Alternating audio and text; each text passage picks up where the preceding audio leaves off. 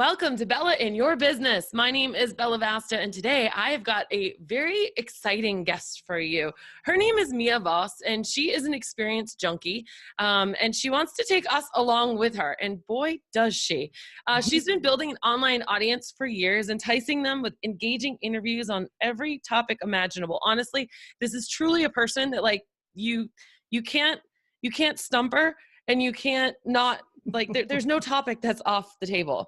Mia's been a producer, a host, and a guest of more than 300 online episodes and has interviewed over 500 people. Good Lord, woman. Mia combines a business model of adventure, experience, and storytelling.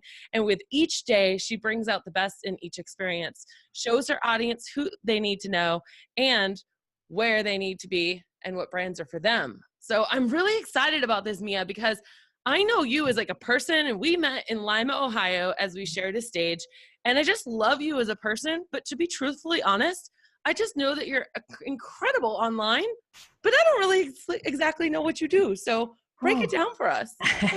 That's a tall order. And thanks for having me on. I like it when you're up in my business.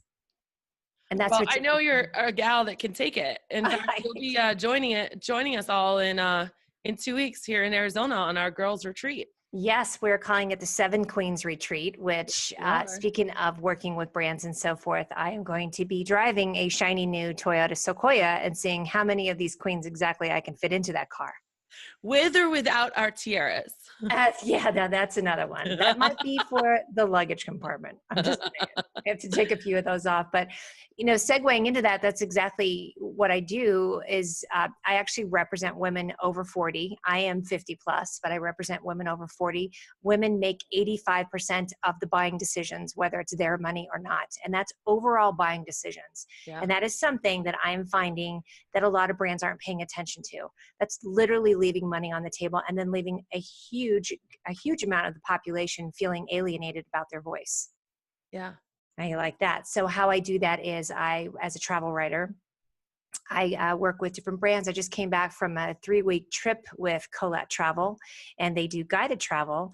So they knew that I'd be able to represent who they're looking for, their target audience, and then take people along with me. It's all about storytelling for me, Bella. So as you know, every business that you talk to, everybody has a pain point or a story behind what they do or the business that they've created. So kind of sewing those all together. So getting people's stories out there as I travel, and then also representing brands. It's a fine balance, and I just made it up and kind of created it as I went along and started working with brands. I love it how you designed what you wanted to do and went after it, and then realized, that's a powerful statistic about buying power in women. And yeah, this trip that you just went on, it was to Italy. It was 3 weeks long. And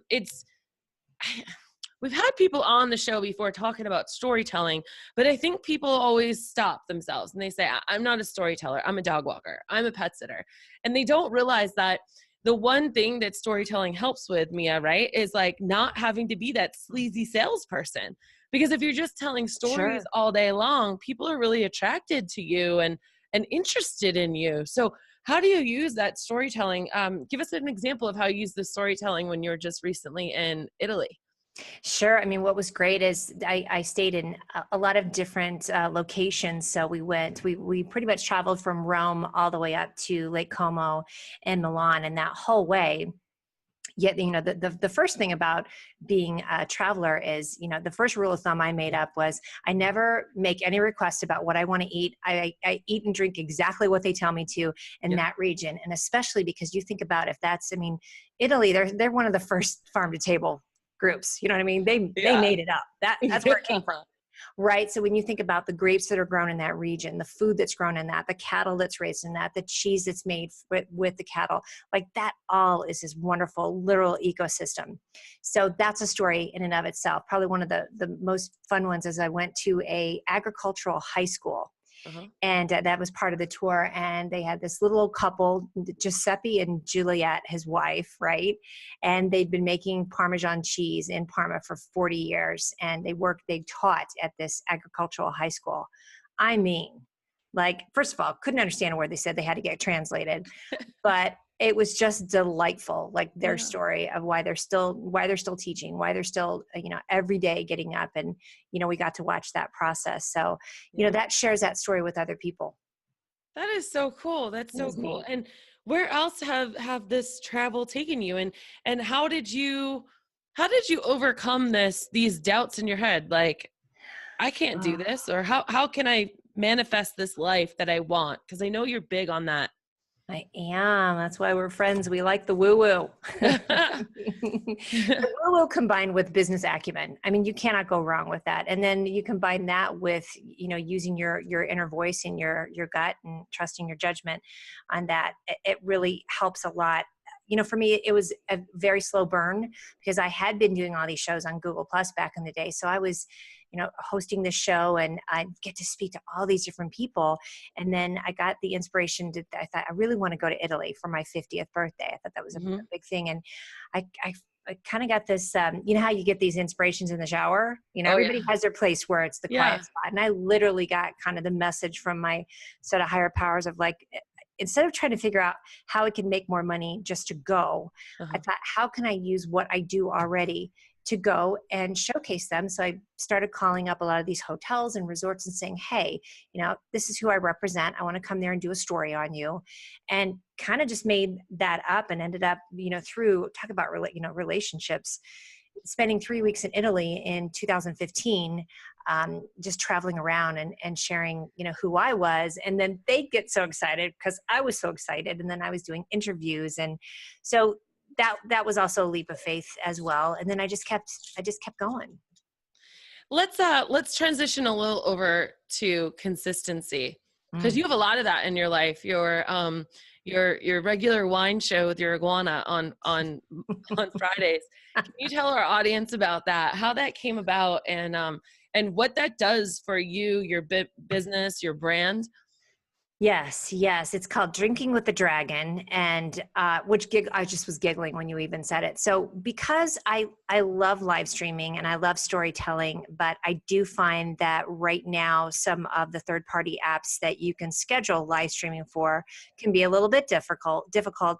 I decided to just make it fun, Uh-huh. and I have this bearded dragon that I rescued about 2 years ago from a friend of mine. It It used to be Brian's, it right? was Brian and Courtney Kramer's dragon. I went to see them in San Jose, and they said, you know what, our kid just left for college. We don't know what to do with this thing. I said, look here, you get me a case, and if I can get her on the plane, I'm taking her back to And Denver. back then she was a her. She was a her back then. That's that I'm still reeling from that. I'll tell you that here in a second, because I got the call when I was in Rome that Yeah. that she was a he, and I said what?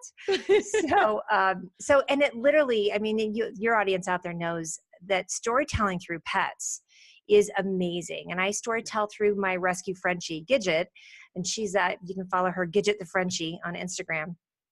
And you just get to, animals can't tell their story. So it's so fun to do that through Yeah. social media, but then what I get to do with that show as well. And listen, it's literally me just getting on my personal profile and opening a bottle of bubbles with my lizard on my shoulder and talking about the events of the week or talking about businesses I love. So I segue this goofy demeanor Yeah. into also getting to share what I get excited about with, Not to without mention, having. when people see you with the lizard on your shoulder on their Facebook feed, it's like, say what? Like, let's stop the scroll.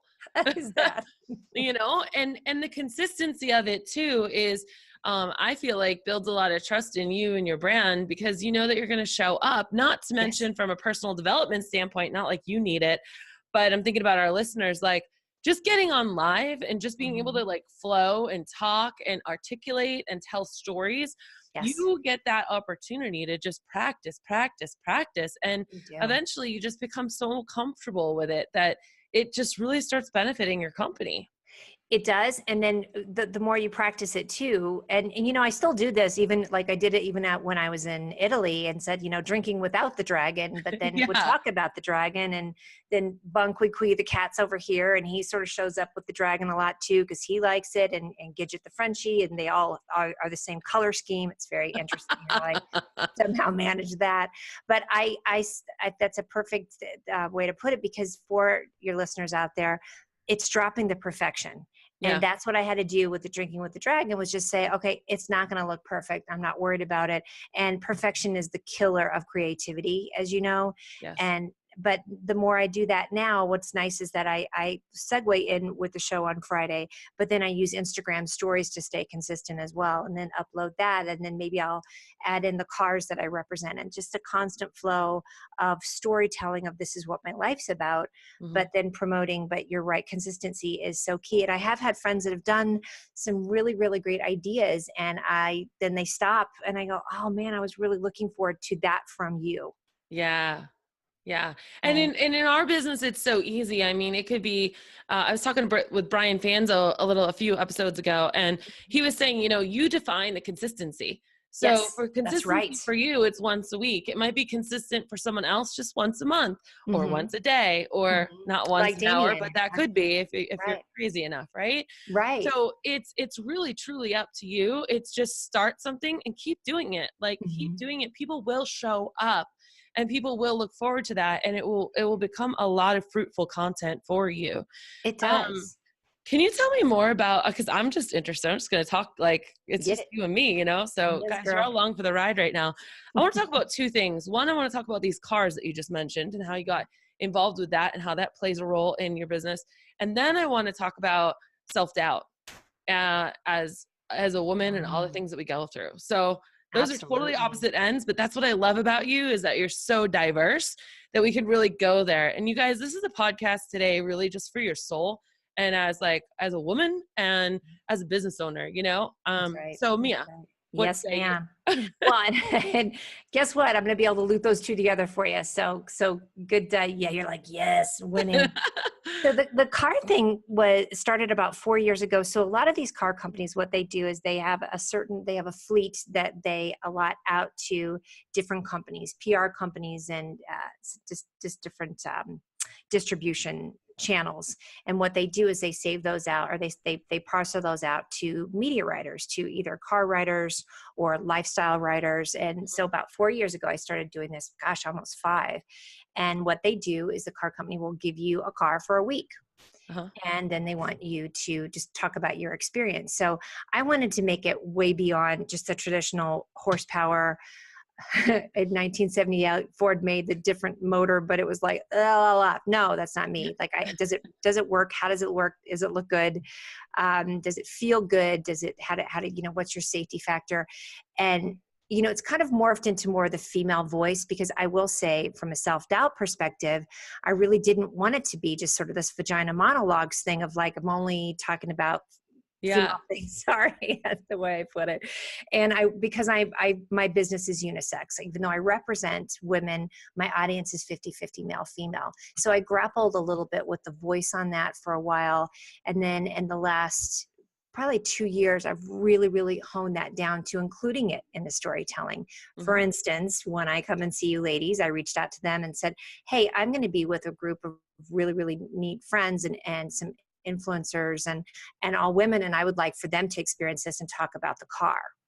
So that's how I've looped that into it. It's more of a line item for me, marketing line item that I use. I mean, it's definitely work to document it and to write about it. Sometimes I do videos, but again, I've really, really come to the realization, I guess, that women are, like I said, in the last year or two, that we're so underserved and not recognized just from simply knowing. In fact, I met this guy last week at Denver Startup Week, and I said something about women making 85% of the buying decisions. He's like, nah, try 100 at my house. He said, let me tell you something. He said, my wife is, yes. He said, my wife is really ticked about a certain car and a certain make or model of the car that no longer makes this little rack inside the trunk that you can hang your groceries from.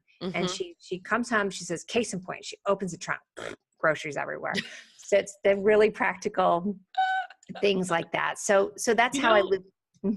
As you're saying this, right? I don't know if this is rude to just butt in and say this, but we should film a video of all of us in the Sequoia, and one of us at a time coming out to the camera and like Bachelorette style. Hi, I'm Bella from Scottsdale, and I run a consulting company that does this.